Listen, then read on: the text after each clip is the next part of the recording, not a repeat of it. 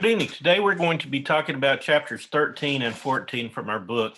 Chapter 13 is about at risk, and I think you'll be surprised at what we're going to actually be talking about with at risk, or what the book is talking about with at risk. We're going to talk more about different types of at riskness. And then chapter 14, ADD, ADHD, students that you're definitely going to, well, you're going to have at-risk kids, you're going to have also ADD, ADHD kids who are probably at risk also. So let's jump in. The term at risk didn't come about until the 1980s. Under IDEA, only infants and toddlers can be defined as at risk, but their at riskness may certainly continue throughout their school careers. This is the part that most people find astonishing, that under IDEA, you're only at risk before school age. So the definition is an at-risk infant or toddler is an individual under the age of 3 who would be likely to experience a substantial developmental delay if early intervention services are not provided. So they're at risk of a developmental delay. We normally think of at risk in schools as at risk of failure. And that's a totally different animal than what we're talking about under IDEA. In fact, IDEA funds don't help with the kiddos who are at risk of failure of school. But we'll talk about some money that can follow them and why that's okay. I've noticed in y'all's comments that many of you seem to feel like every disability, no matter how severe or whatever, should fall under the IDEA. Well, the problem with that is when education is no longer specialized or special education, then it's no longer serving the purpose for which it was intended. So if everybody is special, then nobody is special. Back to at risk. There are 3 different types of what they consider risk factors. An established risk, this is a diagnosed physical or mental condition which has a high probability, well, my bad on the typo, of resulting in developmental delay. And this is the only mandatory category. These other 2 categories, states actually have the option of whether they choose to use these or not. The second category is a biological or medical risk. This includes things like low birth weight, intraventricular hemorrhage at birth, chronic lung disease, failure to thrive, these types of medical conditions that cause a child to be at risk of having a developmental delay. And then last, we have environmental risk. This could be like parental substance abuse, family instability, poverty, homelessness, violence in the home, teen pregnancy, and it even applies to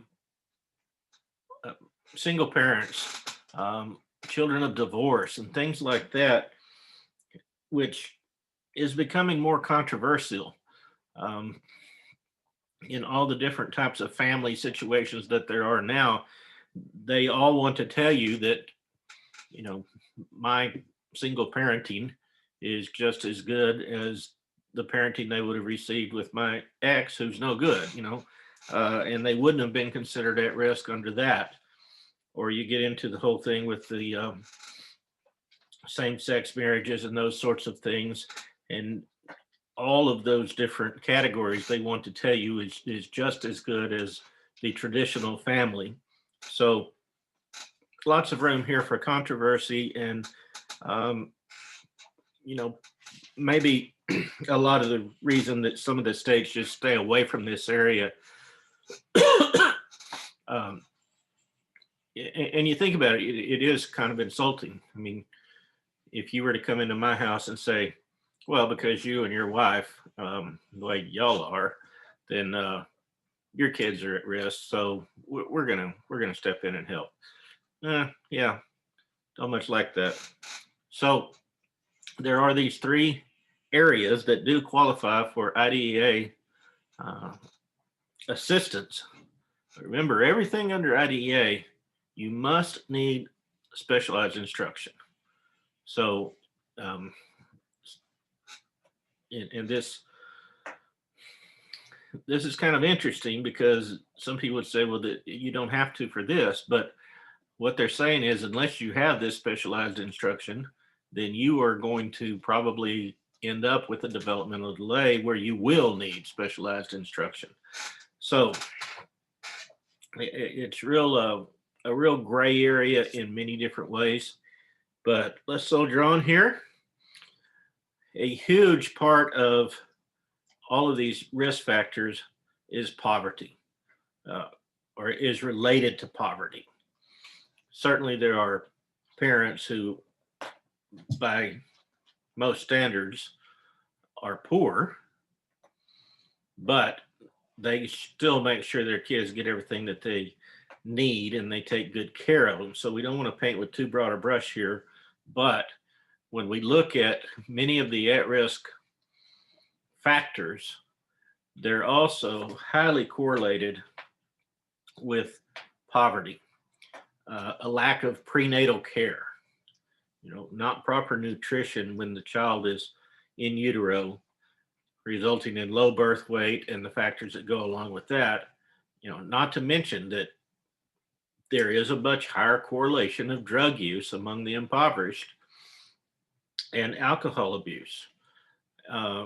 And oftentimes these parents will be pregnant and continue their use of alcohol or drugs, not knowing they are pregnant.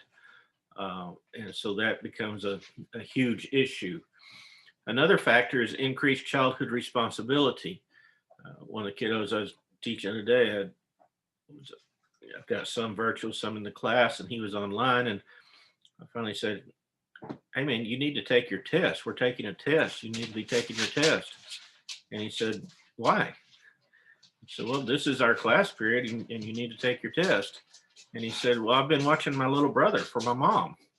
Well, this was, during school hours. And with kids who are impoverished, there is an increased responsibility. A lot of times, mom's not home. She's out working 3 jobs, doing everything she can just to put bread on the table.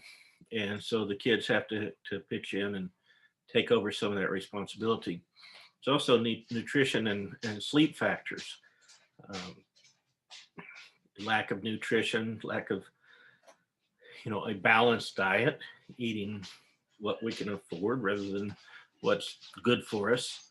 And then sleep factors. If you've got no one to take care of your kids and you're working and you need to go to the store at night, it's the only time you have to go to the store, kids are going to go with you. Last year, I was working in Oklahoma in a job where we worked overnights during the summertime because it was too hot to do what we were doing during the daytime. And so most nights I would end up going to the 24-hour Walmart, and I was amazed that many, many nights there would be parents or grandparents there with school age or younger children in 3 o'clock, 4 o'clock in the morning. Lack of educational opportunities is another big factor that's related to impoverishment. They typically don't have books in the home. My kiddos, they could have read, I don't know, probably a couple of hundred children's books before they even got to school, and that would just be on the shelves in their rooms. No educational toys, some of them not much of what we would consider toys at all. And then they're certainly not going to be taking trips to the museum or the library as kiddos of middle class and upper would do. Low, not low birth rate, low birth weight, and premature births, which are both highly related, highly correlated with other factors that can lead to at-riskness. Uh, One of the seminal works in this whole area of understanding poverty is work by Ruby Payne. She continues to research and present and write on poverty. And there are many factors that she studied that really can give us an idea into or a glimpse into poverty. Uh, one of the questions is, can you move in 72 hours? Good night. I have lived in this house since 1985. For me to move in 72 hours, you're going to have to burn it. I mean, that's just the only way it's going to happen. But people who are impoverished can move in a hurry, oftentimes have to move in a hurry. Do you own tools? I had never thought about this, but the very rich and the very poor don't own tools.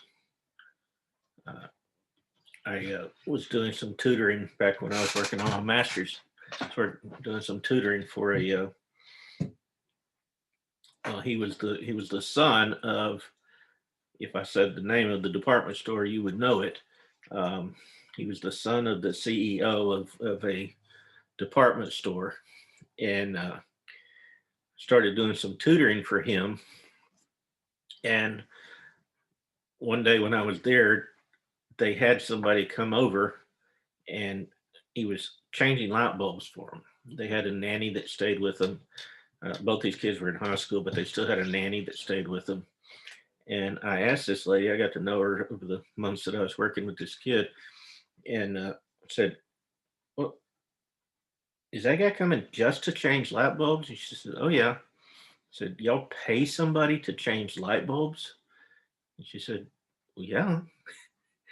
I was just floored by it. I was like, anything like that you need done, I'll be glad to do those sorts of things at the same rate that y'all are paying me to do this. And then real often when I would come over, she'd say, oh, we need such and such done. And I'd say, okay, do you have tools? And she said, oh, go out in the garage. There might be some. And I went out in the garage, and there's like, a pair of pliers and a hammer just laying there in the garage.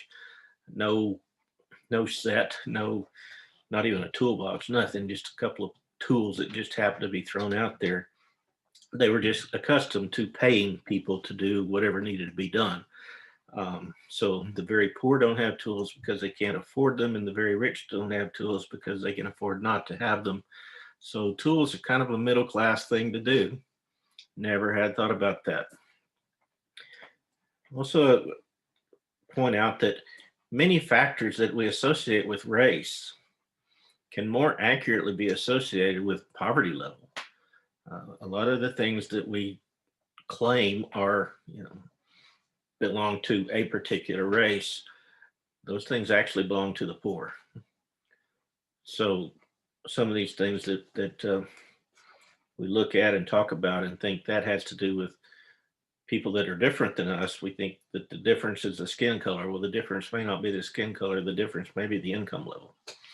So anyway, this is a seminal work. She's written many since then. This one came out, good night, 3 decades ago, and was kind of her claim to fame, and she's continued to build on that. So interesting book to read, something you might want to check out at some point.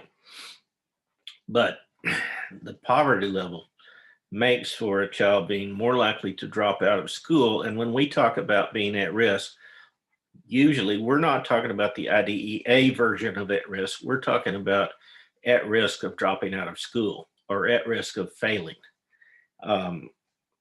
So when you are in school teaching and they start talking about at risk, clarify. Okay, are you talking about, at risk under IDEA? If you're in an elementary that has early childhood, then that may be what they're talking about. But most of the time when you hear the term at risk, it has nothing to do with IDEA. It has to do with kids who are at risk of failure or at risk of dropping out. All right. Title I, one of the big things why people want kids in special education in IDEA is because there's government funding for that. Now, when Gerald Ford signed the original Education for All Handicapped Children Act into law, he said, I'm doing this because it's the right thing to do, but I know we can't afford it. And the federal government has continued to live up to that. They have never yet fully funded IDEA. So much of the educational burden of educating students with special education needs still falls on the states and the local governments. As such, it basically is an unfunded mandate because the federal government is saying you must do this, then we'll help you pay for it, but we're not going to pay for the whole thing. So another area where they spend money is what they call Title I. And that is money that follows at-risk students, and they're at risk completely and totally based on the fact that they qualify for free or reduced price lunches.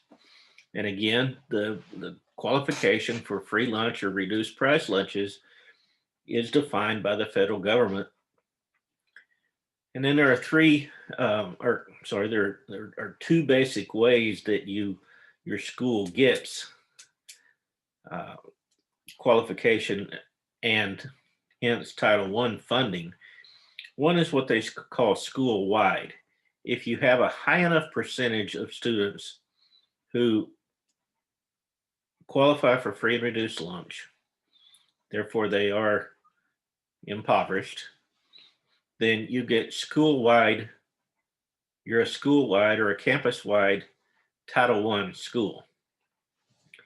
And that means that you get X number of dollars based on the number of kids that you have that do qualify for free and reduced lunch.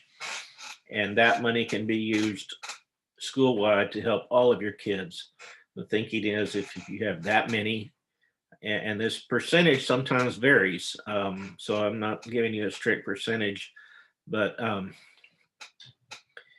the thinking is if you have that many kids, then you can do things throughout the school, and because it doesn't have to be the majority of your kids, but that meets that minimum threshold of your kids are do qualify for free and reduced lunch, or that you will help them by helping the whole school.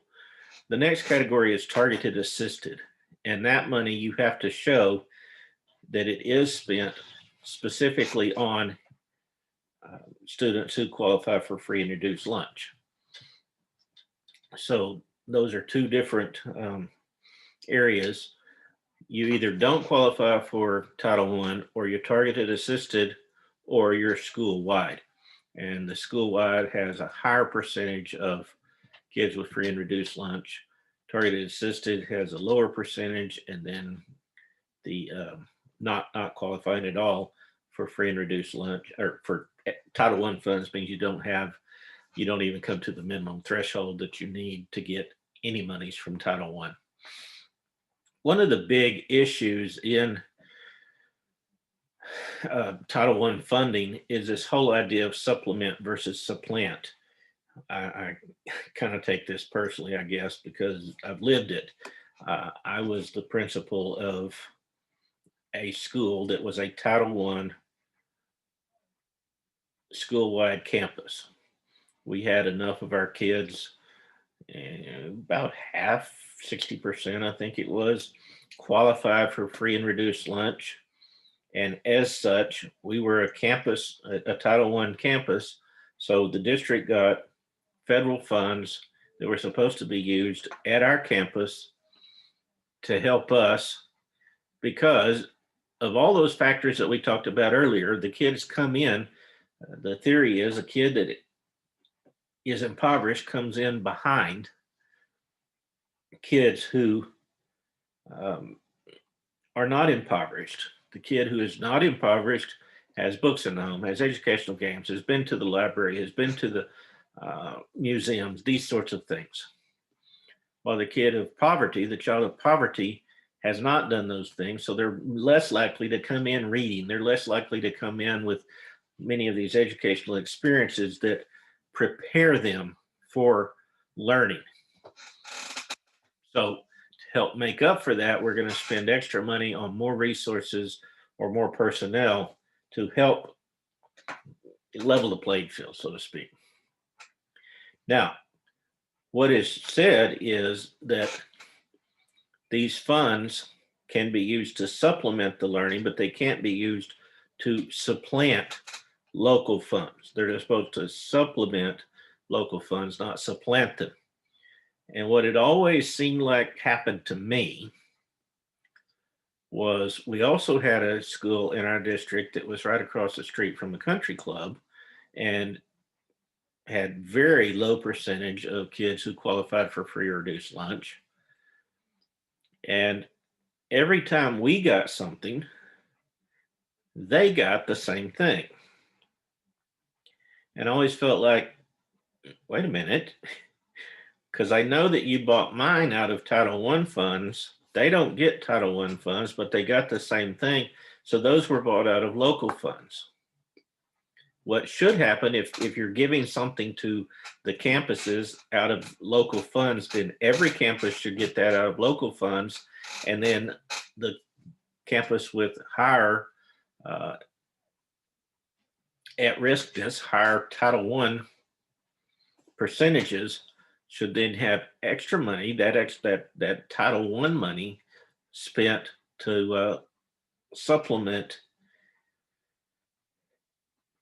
rather than the idea of supplanting is that you're using federal funds for what you would have used for local, out of local funds had you not had that money. So probably a little political there, and based on experience that I've lived through, and may not matter a whole lot to you at this point, but you know, just take note and watch. All right, let's get on to attention deficit hyperactivity disorder. Again, this is a fairly new term. 1950s, the terms minimal brain dysfunction and minimal brain injury were coined, and these were used. You know, we've got the term traumatic brain injury, but the difference here was they determined there was some sort of an injury to the brain, but there's nothing visible. You didn't know that they had a concussion at some point. They may or may not have. You didn't know, you know, there was some sort of brain damage. You don't know what trauma there was or what damaged the brain, but you could tell that at some point the brain was damaged because it wasn't like everybody else's brains. So these terms, MBD, minimal brain dysfunction, MBI, were coined and they began to be used. In the 1960s, this term learning disability came about. And many of the students who before had been identified with minimal, that should be minimal brain dysfunction, MBD or MBI, were relabeled as learning disabled. Now, think about our timeline here. The Educational All Handicapped Children Act did not come about until 1975. So we're talking about terms and we're talking about students who are being taken care of before the federal mandate. We've talked about before how the whole special ed movement kind of came out of that whole 1960s equality movement. And if we were going to be equal across races, we also want to be equal across, you know, disabilities, and everybody has the right to go to school. Everybody has the right to go to the same school. Everybody has the right, you know, and we're still using this same terminology. I mean, we still have kids who in no way, shape, form, or fashion are ever going to pass a STAR test, you know, but they have the right to take that STAR test. They have the right to fail that test. So anyway,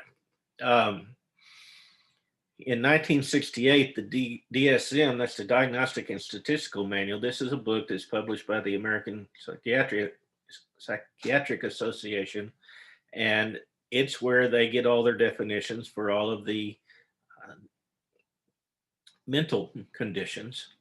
So in 1968, in DSM-2, that was the second iteration of that book, defined the term hyperkinetic reaction disorder of childhood. Whew, I'm glad they didn't stick with that one.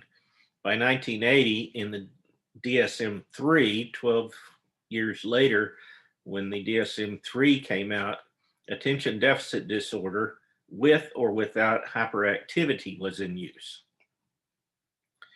And now, of course, it's attention deficit hyperactivity disorder. We sometimes call it ADD, ADHD to indicate it can be attention deficit disorder or attention deficit hyperactivity disorder. Sometimes you have the attention deficit without the hyperactivity. Other times you have the attention deficit with hyperactivity. So where does all this fit into IDA? Well, it doesn't.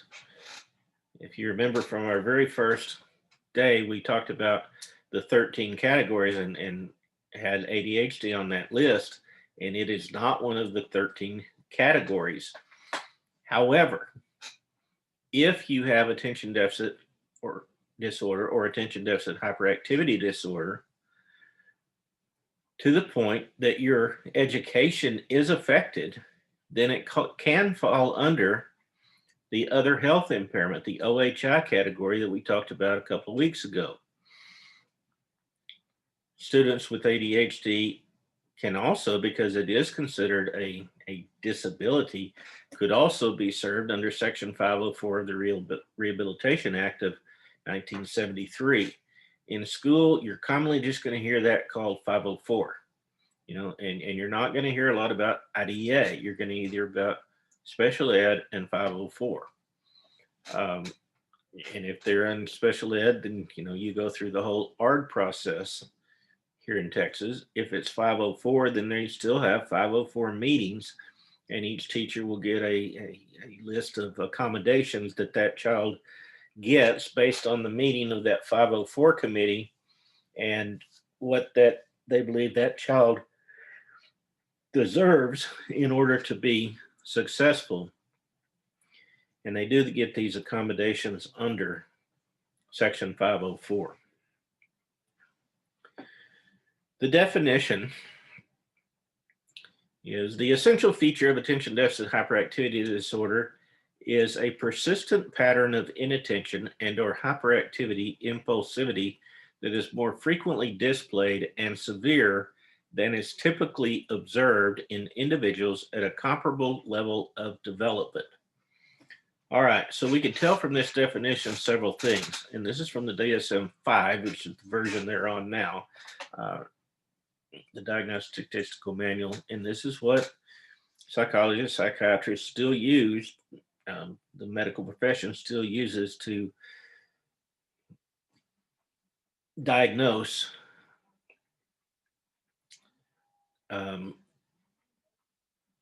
mental illnesses and other disabilities having to do with the mind, the brain, those sorts of things. So there are three types. Well, let's get back to so we can tell some things from here. Persistent. By persistent, they mean this has to carry on for more than 6 months. Frequently displayed. By that, they define that as that it happens in more than one setting. And you'll find this with some, you go into you hear some teacher talk about, oh man, that kid is as hyper as he can be in my class, and other teachers are like, what? He's fine in my class. Then you may go in and see, oh man, no wonder your class is boring as heck. No wonder, And you go to another class. Well, this is very engaging. He's able to move around and do those sorts of things. So his issues are not showing. But it could be, how many times have we had the meeting where we say, Okay, so what do you do at home? What behaviors do you see at home? Oh, well, he didn't cause me any problem at home. And then you start talking to them. Okay, what are the expectations of them at home? Expectations? I don't have any expectations. Oh, well, yeah, if I just let him do whatever you want to do all the time, I wouldn't have any problems either. So, it gets into that sort of thing. And then severe displayed, and severe then is typically observed in individuals at a comparable level of development. So more than same age peers. You say, oh, well, there's a 3-year-old boy who's hyperactive. Really? Is it more severe than every other 3-year-old boy? Or what about a 7-year-old boy? You know, those are pretty active creatures. So it has to be severely more than typical. So a whole lot more hyperactive than same age peers. There are 3 types they look at: predominantly hyperactive impulsive. This is a child who's, the classic, what we think of as an ADHD kid. Uh, Starts, they can't pay attention to anything. That's actually a misdiagnosis. More often, the problem is that they do pay attention to everything. It's not that they don't pay attention to anything, they do pay attention to everything, and everything has just as much import as everything else. I'm looking here and I'm seeing the light over there, and I'm seeing my hat over there, and that light over there, and my dog's over there. And, all of this I'm trying to pay attention to at the same time while still trying to focus on what I need to be doing here.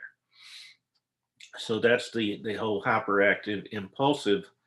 Now I'm not showing the signs of hyperactivity, impulsiveness. I'm not moving around a lot, all those sorts of things. So you might classify mine more as predominantly inattentive, having trouble focusing, staying on task here. Uh, that would be more the inattentive without the movement. Sometimes you look at these kids and they're just kind of zoned out. They're in a zone. You're not really, nothing's really happening. Um, Kind of like Jeff Foxworthy talks about, his wife says, "What are you thinking about?" And he says, "Nothing." And she says, "Well, that's not possible." And he says, "For a man, it is." Sometimes we do just kind of zone out. And then there's the combined, which is typically, I think, what we would think of as more common, that they are um, inattentive as well as hyperactive. And the impulsivity is kind of thrown in as a bonus there, which makes things even more difficult, especially in a school setting. So, as we talked about, these symptoms need to be present for at least 6 months. It's not that just suddenly they were super hyper for a few weeks and then it went away. Some of the symptoms must be displayed before the age of 7. So, I think what this is kind of trying to combat, sometimes you'll have people who fry their brains on drugs, and they do display some of these same hyperactivity, uh, unexplained type movements, um, lack of focus. Well, that's not attention deficit hyperactivity disorder. That's your brain on drugs. So this eliminates that issue. The impairment must be exhibited in multiple settings. Happens at home, happens at school, happens at church, happens, at Walmart, whatever. It's not just limited to when things are really, really boring. The impairment must persist to the degree that it is maladaptive and it's inconsistent with the child's developmental level. So if you've got the kid that's still bouncing off the walls like a 7-year-old, 5-year-old, when he's 12, it's an issue. You got a 5-year-old bouncing off the walls, that's a 5-year-old, you know. So you see what I'm saying, that it has to be inconsistent with the developmental level of the child. So when we get into prevalence and causes, they're neurological, they're genetic, and then general characteristics. There's three good tables in the book. I'll just give you those page numbers: 445, 448, and 450. Rather than trying to work through those with you, it'd be much easier for you to see them in the book and work through those. Um, you know, not going to talk about prevalence really because it's so subjective, and we don't have good numbers. It's not like you can take a test and say, yeah, he got it, or no, he doesn't. There's a lot of opinion here.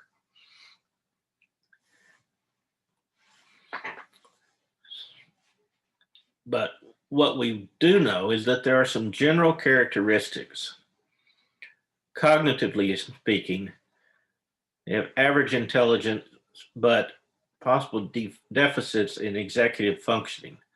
So this equates to difficulty in activating, organizing, planning, integrating, and managing cognitive functions. Those are things that are called executive functioning of the brain.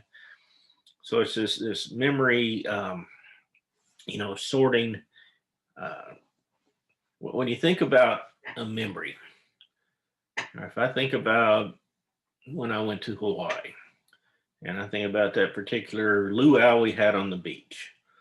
All right, somewhere I have that memory, somewhere it's stored back there. As I begin to talk about it, something goes and gets that memory, brings it up to where I can think about it, see it in my mind's eye, all that kind of thing. And then when I get through talking about it, it puts it back. I think of it as a card or a card file or a computer program or something that it goes and gets it, brings it back. It's this whole memory retrieval and putting it back kind of thing. And somehow that's all organized. The human brain just blows me away, but that's a whole nother topic. So typically, a student with attention deficit hyperactivity disorder will have average intelligence, but there can be deficits in this executive functioning. And because of the deficits in the executive functioning, they're probably not going to test out with this high IQ as they actually have. Academically, they frequently do not achieve to their potential. Students with ADHD typically lag behind, and the longer they're in school, the more they lag behind. And there's some reasons for that that we'll talk about, but just to kind of tip you off, it's very similar to what we talked about with emotional and behavioral disorders, is that they've spent a lot of time out of school. They've spent a lot of time in the principal's office or out in the hall or over in the corner or something like that because they've been disruptive to the class. And when they're not in class getting the same education as everybody else, they get deficits in that education, and it becomes a bigger and bigger problem. The gaps get bigger, the holes get larger, to the point, at some point, they are very much at risk of dropping out or at risk of failing out. Social and emotional characteristics. Lots of problems with peer relationships. They are so impulsive and so oftentimes self-involved. They drive you nuts. They wear you out, all of these kinds of things. And because of all of that, oftentimes there are problems with peer relationships. The most hyper kid that I've ever had would oftentimes steal money out of his grandmother's purse and come to school and hand a kid a $50 bill and say, "Here, I'll give you this $50 if you'll be my friend today." Now, you got a kid who's a sophomore in high school and he's giving some kid $50 to say he's his friend. That's a problem with peer relationships. There's also the possibility of bullying behaviors because they lack self-control and they're so impulsive. Sometimes it's this bullying because they want a friend so bad. You be my friend or else. So lots of social emotional issues going on. One issue is that if you got a kid who is ADHD yet smart, he realizes he's different. He realizes that, and I'm saying he, the vast majority of kids with ADHD uh, are he. Now you do have some girls that are. In fact, one of the big cases that I had in elementary school was a girl, little girl that pretty hyperactive. But sometimes you have the ADHD girl that's more ADD. They're not these extrovert activities. The behaviors are more intro.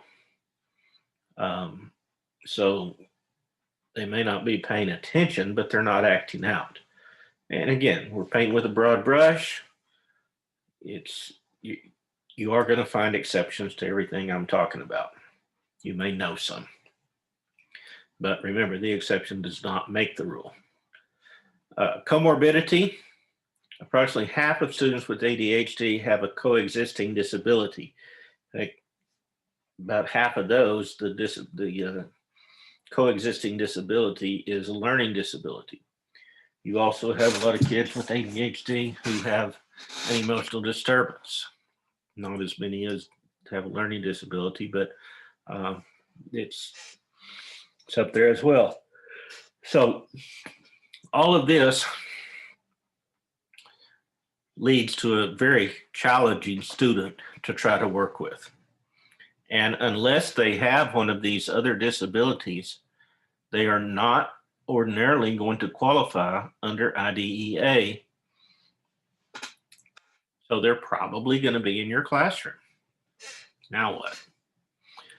Well, how do we identify them? A physician a lot of times will make this in. Get this, just because a physician says a child is ADHD, that doesn't mean they qualify for special education. Remember, to qualify for special education under other health impairment, you must have the disability, the medical condition, but it also must affect your education to the point that specially designed instruction, which is the definition of special education, is required. So in addition to the OHI paper that you're going to have from the physician, there are interviews, there are questionnaires, there are checklists, oftentimes behavior rating scales or behavior checklist. There's academic testing and observations. You know, I want to go see this kid. I want to go see how he's behaving, what kinds of issues are going on. So all of this takes place before the committee will say, yes, this child does have an other health impairment and needs special education services because of that. All right, so instruction, we want to work on academics, certainly. We also want to work on self-regulation, memory, attention. We want to work with the parents on some parent training, and we may need counseling for the child, the parent, the family, siblings, depending on the severity of the situation. But we really want to focus on this whole idea of self-regulation. How can we get you to kind of monitor yourself? And the way that I often start out was, okay, talking about the kid that I was talking about earlier, let's call him Brad. If Brad is constantly getting up out of his seat because of impulsivity and lack of attention to what's going on, just, you know, not paying attention to the education part of school, paying attention to everything else. I need to go talk to that kid. I need to go talk to that kid. Oh, look, there's somebody out the window. Squirrel, you know, all these things going on. So he's constantly getting up out of his desk. Well, I may, for 1 hour, just somehow keep track of that. think I told you about you can use paper clips where you move them from your left pocket to your right pocket. You could do tally marks. You could do, one of the little clicker things. But I may watch for an hour, maybe not even that long, especially a younger kid. I'm not going to do it for near that long, maybe 5 minutes. And then going to go talk to the kid. Hey, Brad, do you know how many times you got out of your desk in the last 30 minutes? Oh, I don't know, maybe 3. Well, no, I've been marking tally marks here. Look, you've got 32 times you were out of your desk. Oh, no, that can't be right. All right, I didn't think you'd believe me, so I'm pretty sure that number's right. But now I want you to keep track of it. So I'm putting this Post-it note right here on your desk. Don't tear it up or anything. Just leave it right there on your desk. And every time you get out of your desk, you're going to make your own tally mark on that. And then you and the child both keep track of it for the next whatever y'all set that time period for, and see if you agree. And in this way, you're beginning to teach the child to self-regulate. All right, now whenever you think about getting up, don't. All right, and you make a mark. You make a mark for every time you get up, and you make a plus sign for every time that you think about getting up, but you don't get up. So all of this is going into the process where we're teaching this child to self-regulate, to achieve the behavior of, sitting in class, which theoretically means that they're also going to pay better attention. Got to work on that end too. But all right, some of the things we want to use is very direct instruction. With students who have emotional and behavior disorders, even students with learning disabilities oftentimes, and students with ADHD, we need to use direct instruction on some of the things that we don't need direct instruction on for quite, quote, normal kids.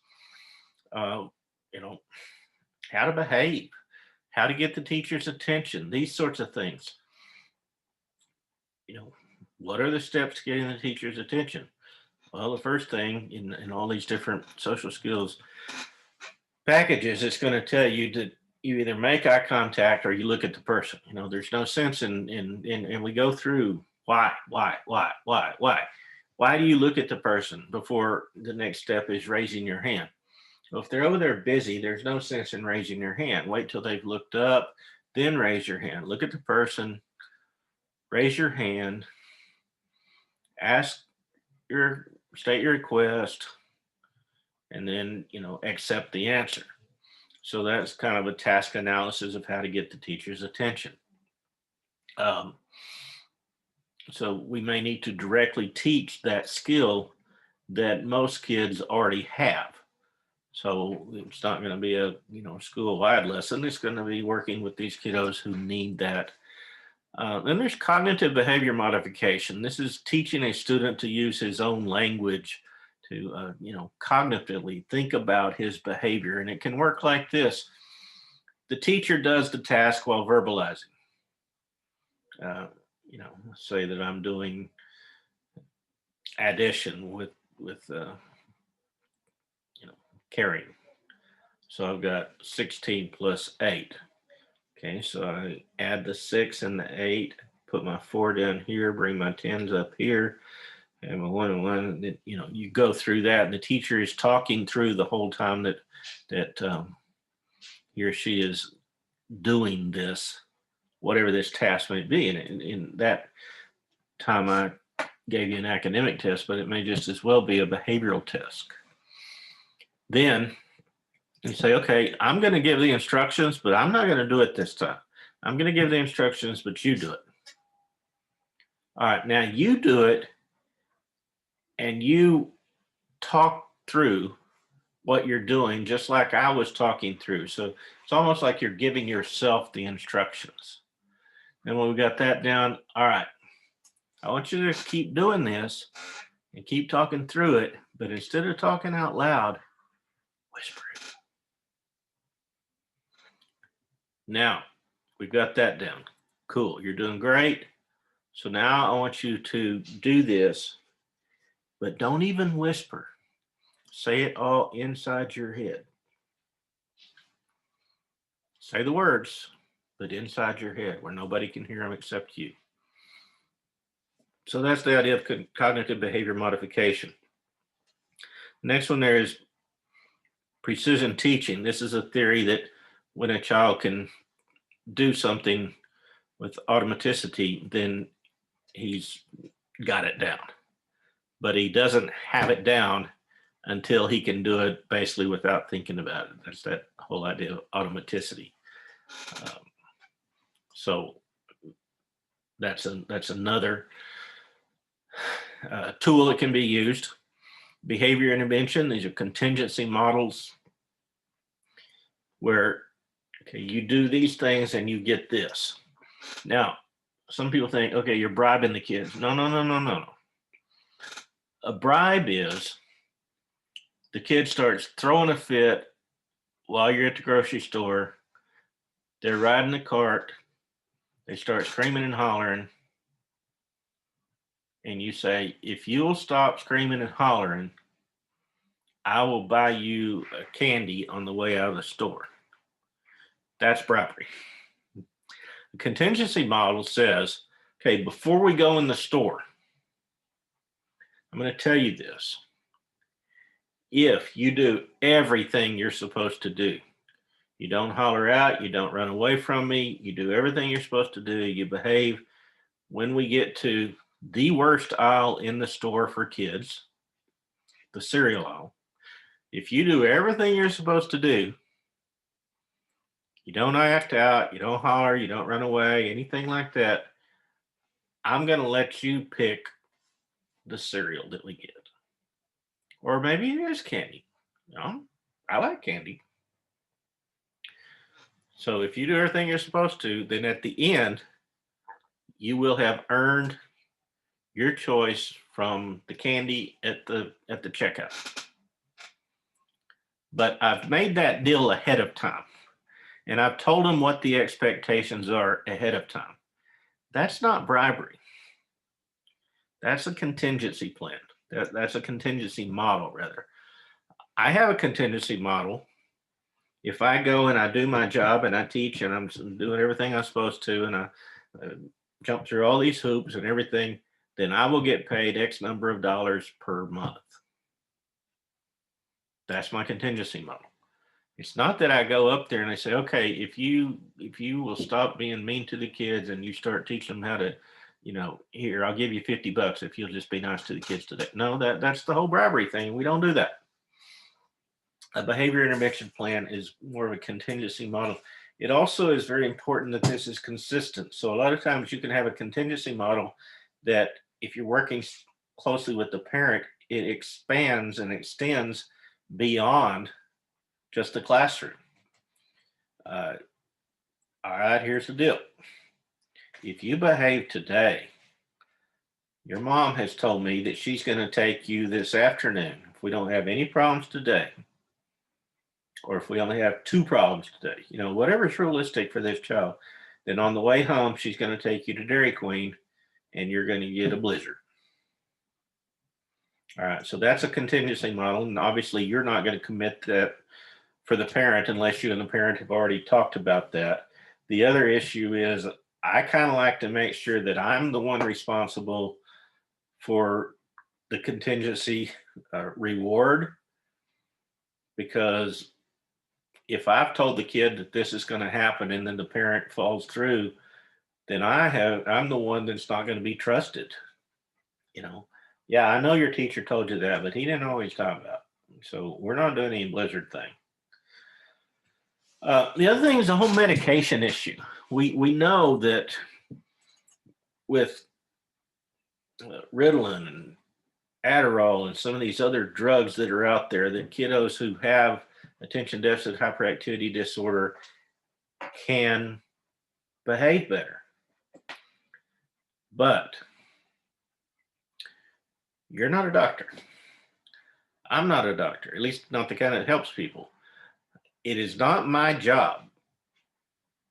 And most of your districts are going to tell you, or they're going to cringe that they didn't tell you, do not ever suggest to a parent that your child needs to be on medication.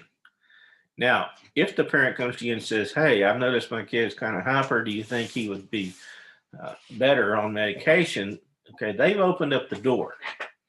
But if you open the door, if you say, hey man, your child needs to be on medication, and I've lived it. I've seen administrators who said, don't bring your child back unless he has medication.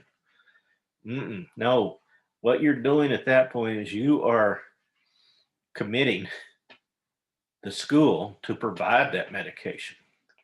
So don't go there. Um, by the way, Adderall, the most abused drug on college campuses. So for whatever that's worth.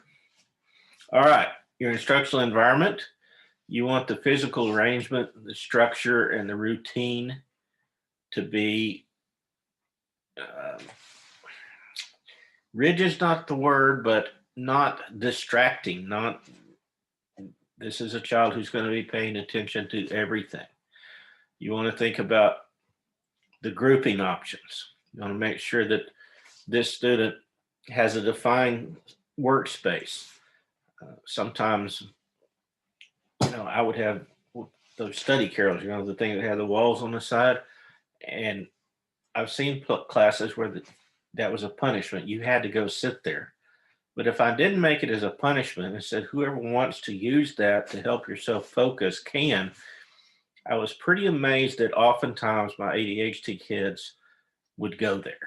They knew that it was a place where they had a better chance of staying focused. So we want to use engaging lesson delivery. Some of these kids, no wonder they're bouncing off the walls. As I've gone in there to observe the teaching, like, man, I am so bored.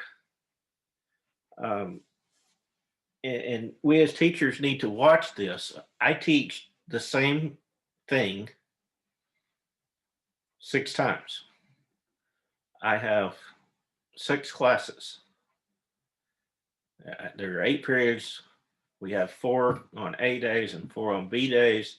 I have a planning period and a PLC period, a professional learning community period. One of those on each of the days, the other. So I teach 3 classes on A days, 3 classes on B days.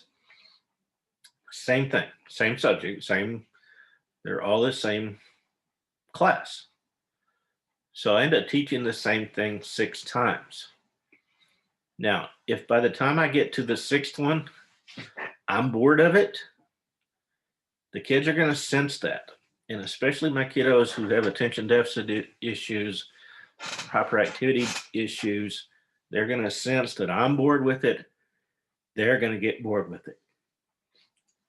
Finally, peer tutoring oftentimes can really work for these kiddos. They have issues with socialization, those sorts of things. If you have a peer to work with them, sometimes that can be very, very beneficial. You need to make sure and need to be careful who that peer is, though, because sometimes kids will feed off of each other and it ends up being a worse situation than it was. Considerations for the gen ed teacher: you're going to have this kid. He's going to be in your class. He may be in every one of your class periods. She may be in your class. They're going to have gaps in their learning. They're going to be sometimes, bouncing off the walls kind of thing. Keep them engaged. This whole idea of mutually exclusive behavior. Active engagement in academics is active disengagement from misbehavior. They can't be on task and off task at the same time. So if you have exciting, engaging lessons relative to them, make it applicable to them, then you're going to have a much better chance of keeping this child in your class and under control. There are going to be gaps in the learning. You're going to have to reteach some things that many of the other kids got. You got to reteach them because when they were teaching that, he was out in the hall or he was down in the principal's office or he just flat wasn't paying attention. There might have been a spider crawling on the wall and he got really engrossed in that. I often hear Parents say, no, he's not ADHD. He can pay attention for hours to a video game. Well, yeah, video games are fun. So you get into all of that, they can hyper focus on certain things if it's something they are really into. But if it's just boring stuff going on and everything else around them, they're totally distracted, they may have totally missed everything you just said. So you want to set up your classroom where you have a better chance of effectively reaching this child. Conditions. Rules and routines are clear and they're positively stated. Gives me less room to be bouncing off the walls because I know where my boundaries are. Curriculum. Is your curriculum engaging and interesting? Or are you drilling and killing? I think it's very interesting the way we're teaching right now with the whole COVID thing. In my school, there are no papers, there are no pens, there are no pencils, there are no workbooks. We don't even have a textbook in my class. So none of this, all right, read the chapter and do the questions at the end. That's not happening. We don't even have a book for me to do that in. So we really want to work on making our curriculum engaging, interesting, age appropriate. When I had the kiddos with the emotional behavior disorders, high school males, almost exclusively, I could make every lesson about cars or girls, and it was fine. They were going to get it. And what I learned was when they knew that I did my best to make every lesson interesting to them and make it about cars or about girls or about video games or whatever, then by doing that, then when I get to something that's just like, okay, guys, I have tried to think of a fun and interesting way to teach you this, but I can't.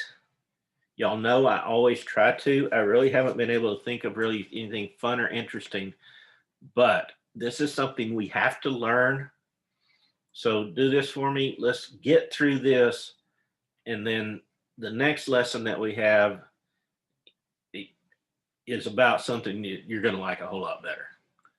And I was amazed how a lot of times the kids would really buckle down and say, okay, coach, I know you usually do try to make it fun. So we'll work with you on this one. I'm finding now at my age and the age that the kids are, it's a little harder for me to relate to them. So I try to pick up on what I'm hearing from them. We were talking about the word incredible. We were looking at the time traveler and he used the word incredible. He said, I know you'll find my story incredible.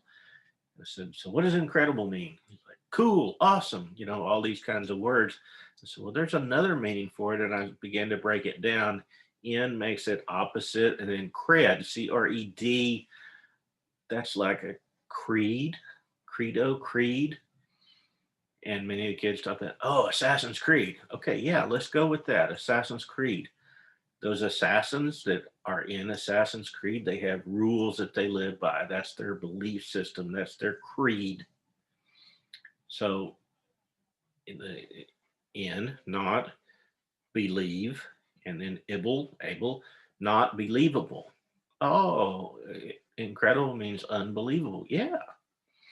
So we can work on things like that using what's relevant and relative to them. Consequences, we really want to work on having positive intervention and reinforcement rather than aversive techniques like berating kids and those sorts of things. Really want to work on reinforcing. Reinforcer makes a behavior more likely to happen again. So reinforce those behaviors, reinforce the good behaviors, make them more likely to happen again, rather than constantly harping on the negative behaviors. All right. Went a little longer than I thought we would tonight, but I hope that it was useful to you. Do know you will have these kiddos. They're fun. but they can wear you out. Speaking of worn out, I know it's been a long semester. We've got Thanksgiving break coming up. I'll go ahead and post my webinar for next week. And I think that will be the last one, in fact. Yeah, it'll be on gifted and talented. So I'll post that next week. And then y'all stay safe out there and let me know if you have any questions or issues.